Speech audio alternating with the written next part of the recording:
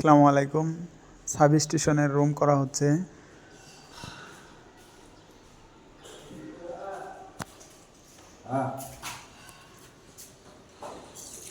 এই ওয়াল থেকে এই ওয়ালে মাঝখানের জায়গা দিয়ে এই ফাঁকা দিয়ে একটা সোয়ারেস লাইনের 8 ইঞ্চি পাইপ বসবে। এই 4 ইঞ্চি পাইপ প্রত্যেক ফ্লোর থেকে যে 4 ইঞ্চি পাইপ উপর থেকে আসছে এগুলো 8 ইঞ্চি পাইপের সাথে কানেক্টেড হবে।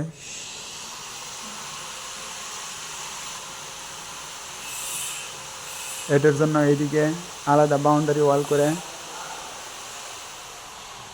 সেপারেট করে দেওয়া হচ্ছে সাব স্টেশনের রুম,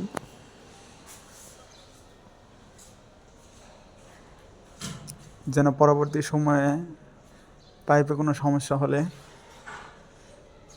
সাব স্টেশনের রুমে যেন না ঢোকা লাগে, এই দিক থেকে যেন সমস্যার সমাধান করতে পারে। এই চিপা দিয়ে ঢুকে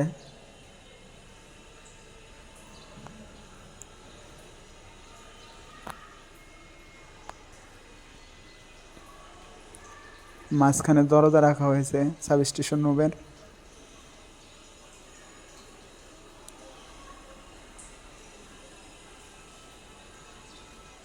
সাব স্টেশন রুমের জন্য সামনের দিকে গাঁথনি করা হচ্ছে। এটা লিন্টেল পর্যন্ত গাঁথনি করা হবে। লিন্টেলের উপর থেকে গ্রিল দিয়ে থাই গ্লাস করা হবে।